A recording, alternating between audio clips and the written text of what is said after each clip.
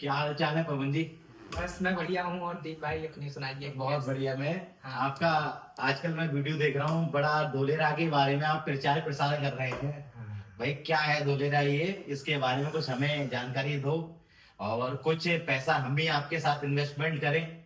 आप बार बार कहते हैं कि भाई मल्टीपल रिटर्न्स है, तो इसके बारे में कुछ बताओ आप हमें। ऐसा है दीप भाई, धोलेरा में इन्वेस्टमेंट करने से पहले आपको धोलेरा को समझना पड़ेगा। ये आखिरकार धोलेरा की जरूरत क्यों पड़ी। शहर तो हमारे यहाँ पर बहुत सारे थे। गुड़गांव था, दिल्ली थी, नोएडा था, मुंबई थे। लेकिन हमको ये धोलेरा में ही आवश्यकता क्यों पड़ी और धोलेरा बनाने की आवश्यकता क्यों पड़ी।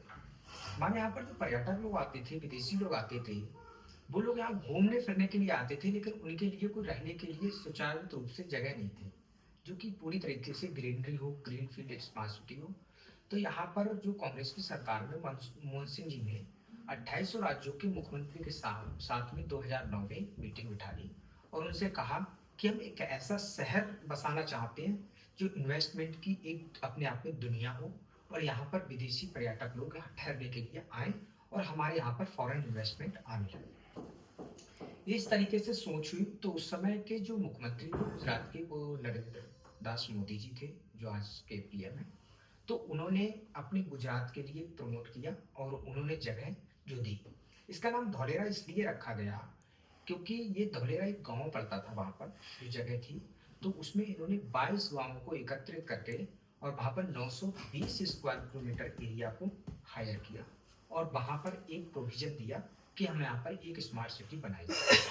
तो इसमें क्या, हेल्क्रो कंपनी जो नाम की थी, जो यूके की हेल्क्रो कंपनी थी, उसने जिसने दुबई का पाम जुमेरा को डिजाइन किया है, वही कंपनी ने इसको पूरी तरीके से डिजाइन किया और ये 2012 तक इसकी जो है मार्किंग की और डिजाइन की। सबसे पहले ये 2017 में इसमें पहली जेसीबी चली यहाँ पर।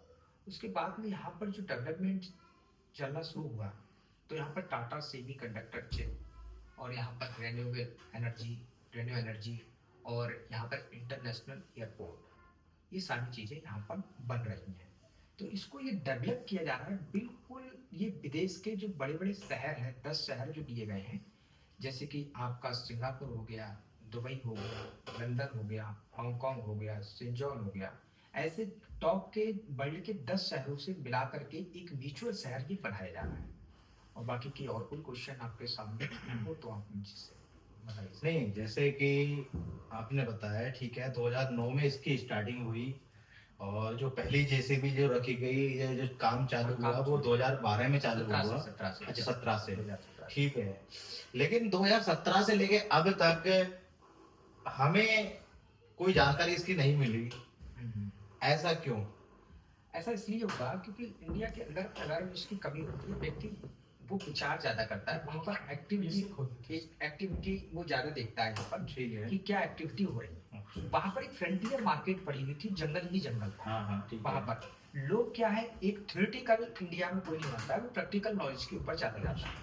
वहाँ पर जो एक्टिविटीज थी, क्योंकि वो मार्केट जो जगह थी वो पूरी फ्रंटियर थी, वहाँ पर जंगल ही जंगल था, बंजर भूमि पड़ी हुई थी, पेड़ पौधे लगे हुए थे। तो वहाँ पर लेकिन जो लोग जागरूक लोग हैं, उन्होंने वहाँ इन्वेस्टमेंट किया, बहुत बेतहा पैसा कमाया है। अच्छा वहाँ पर 300 रुपए गज से शुरुआत हुई जमीन, ठीक और है। आज का अच्छा खासा उन्होंने रिटर्न कमाया है। ऐसा नहीं है हम लोगों जो थे उन लोगों को नॉलेज नहीं है, लेकिन जो बहुत लोग हैं जो जानकारी रखते हैं इस चीज के बारे में, उन्होंने इन्वेस्टमेंट वहाँ किया है और वो वहाँ कर भी रहे हैं, आज भी कर रहे हैं। तो जैसे कि मैं बताऊं, पूछने जा रहा हूँ आपसे कि वहाँ का जो स्ट्रक्चर है या वहाँ करंट में मतलब क्या क्या चीज बन गई है और क्या क्या चीज बन रही है, या फिर आने वाले फ्यूचर में वहाँ क्या चीज बनने वाली है, जिससे कि वहाँ की जमीन के जो रेट है वो दिन दोगुने चार चौगुने हों, वो कैसे हों, उस बारे में थोड़ी जानकारी सर दो। मैं आपको बताना चाह रहा हूँ, इसको 22 गांवों को मिलाकर के एक इसको जो है टीपी प्लान में बदला है। अच्छा ठीक है, ठीक है। क्योंकि इसको टाउन प्लानिंग की तरह बनाया गया, क्योंकि शहर इसको बसाया जा रहा है इस वजह से। अच्छा अब सबसे पहले किसी शहर में वो ग्रीन फील्ड है, ठीक है, हाँ खाली जगह पड़ी है, तो लोग कैसे आएंगे? हाँ उसके लिए उन्होंने क्या प्लानिंग बनाई है, पहले इंडस्ट्रीज को लाओ। ठीक है। इंडस्ट्रीज आएंगी तो लोग अपने आप आते हैं, ठीक जहाँ है। रोजगार के हाँ, स्रोत हाँ, होते हैं बिल्कुल। वहां लोग आते हैं। सबसे ठीक पहले है। इन्होंने इंडस्ट्री जोन बनाया है, इन्हें काफी सबसे ज्यादा एरिया है वो इंडस्ट्री जोन की, इन्होंने इंडस्ट्रीज के लिए बनाया है। दूसरे नंबर को जब इंडस्ट्रीज आएंगी तो उनके लिए ट्रांसपोर्ट की व्यवस्था चाहिए। तो ट्रांसपोर्ट में 4 चीजें होती है। एक होता है पोर्ट, दूसरा होता है एयरपोर्ट, तीसरा होता है मतलब रोड कनेक्टिविटी, चौथा होता है रेल कनेक्टिविटी। ठीक है। तो इन्होंने चारों व्यवस्था एक वर्ल्ड क्लास इंफ्रास्ट्रक्चर के द्वारा तैयार की है। पहला तो इन्होंने एयरपोर्ट जो बनाया है वो पूरा कार्गो एयरपोर्ट एशिया का सबसे बड़ा कार्गो एयरपोर्ट है, और जो एयरपोर्ट पैसेंजर एयरपोर्ट है वो इंडिया का दूसरे नंबर का लार्जेस्ट एयरपोर्ट बनाया जा रहा है यहाँ पर। अब पोर्ट यहाँ पर बनाया जा रहा है जिससे कि इसकी कनेक्टिविटी सीधे जो है अहमदाबाद से और सीधे भावनगर एक्सप्रेस के द्वारा वो पोर्ट के लिए करी जाएगी। दूसरी चीज इन्होंने रेल बनाई, रेल के लिए, मालगाड़ी के लिए, और अब तक की जो सबसे बड़ी मालगाड़ी जो बनी है वो 750 मीटर की बनी। ठीक है। लेकिन यहाँ पर इन्होंने 1500 मीटर की मालगाड़ी जो जापान की कंपनी तैयार कर रही है धौले रास्ते से मुंबई डिस्ट्रिक्ट कॉरिडोर के द्वारा जोड़ी जाएगी, तो दिल्ली तक उससे सप्लाई हुआ करेगी।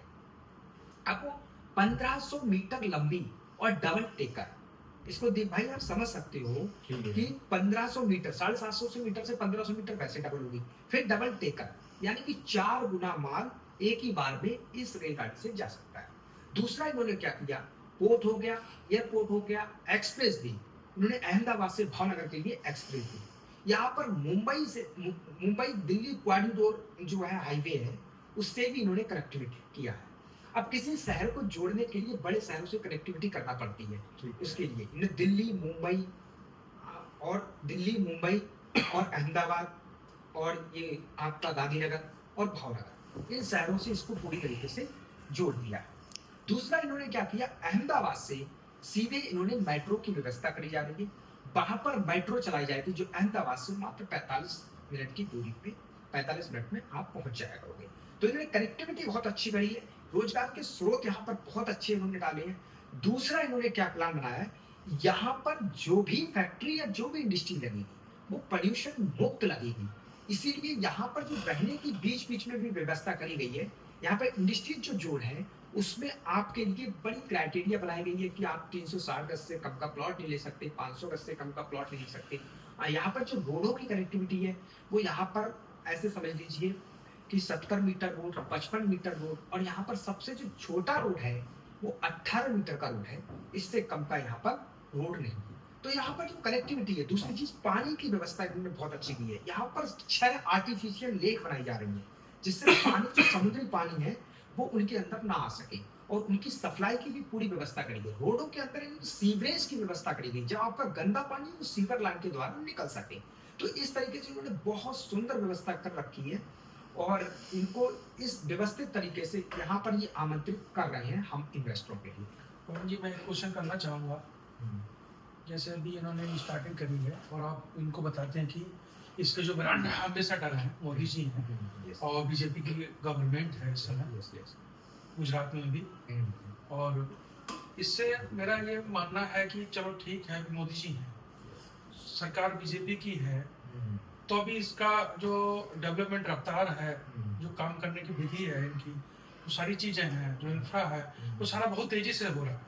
अगर कहीं सरकार की लाइटनिंग नहीं रहती, बाय द सरकार दूसरी अदर आ जाती है स्टेट में, तो फिर क्या होगा, उसका क्या है ये मेरे को बता। उसके लिए क्या किया है व्यवस्था, इसको क्या है ना, पूरी तरीके से यहाँ पर एक SIR का गठन किया गया था, स्पेशल इन्वेस्टमेंट रीजन। ये एक संगठन अलग बनाया गया सरकार से अलग हटके।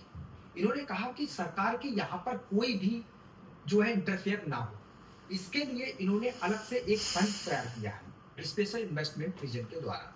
इसमें सरकार को डेवलपमेंट करने के लिए कोई भी यहाँ पर सरकार का रोल नहीं रहेगा, और ना ही यहाँ पर है।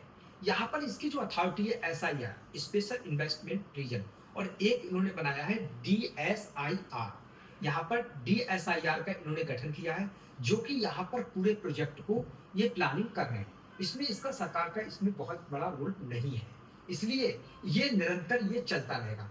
दूसरी चीज, इसमें जो हिस्सेदारी है वो क्या है, इसमें 51% जो हिस्सेदारी है वो सेंट्रल गवर्नमेंट और 49% जो हिस्सेदारी है वो स्टेट गवर्नमेंट की है।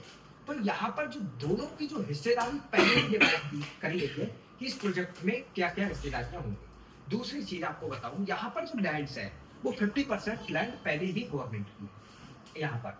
अब 50% जो लैंड है वो किसानों के पास थी, उसमें से 50% लैंड, जो 50% जो बची हुई लैंड है वो भी सरकार लेती है। अगर ये लैंड आप खरीदने जाते हो वहां पर, तो 50% लैंड जब एने कराने जाते हो तो आपको 50% लैंड सरकार के खाते में चली जाती है, तो 75% की होल्डिंग सरकार के पास। उसको जो कमांड कस रही है वो DSIR कस रही है, ना कि सरकार की इसमें कोई बहुत बड़ा रोल नहीं है। इसीलिए यहाँ पर पूरा जो काम चल रहा है युद्ध स्तर पे काम चल रहा है।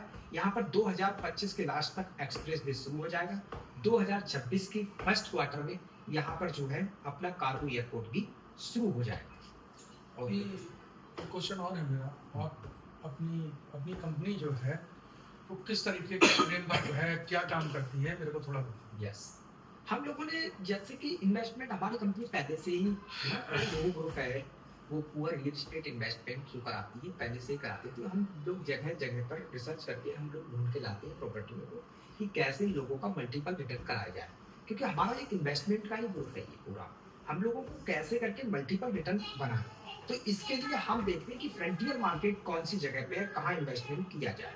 तो हमने बहुत सारे रिसर्च करने के बाद में हमने इस जगह को समझा कि इसमें कोई रोड़ा तो नहीं अटकेगा, किसी प्रकार की दिक्कत तो नहीं आएगी, और किस इसी स्ट्रक्चर किस तरीके का है। तो हमने आज इस शहर की तुलना में वहां के प्राइसों में तुलना की, जिस तरीके का ये शहर बन रहा है उससे आधी फैसिलिटी के साथ में वहां पर हमने देखा कि जो आज रेट है वो 100x, जो आज के रेट है उससे 100x जो रेट है वहां पर।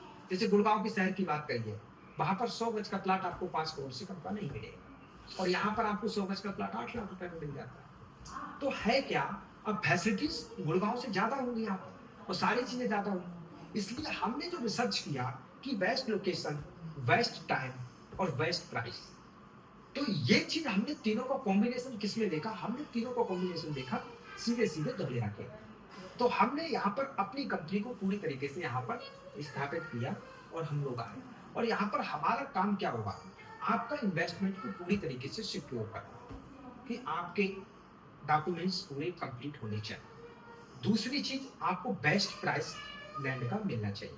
तीसरी चीज, आपकी लोकेशन भी प्राइम होनी चाहिए। इस चीज पे हम लोग आपके साथ रिसर्च करेंगे।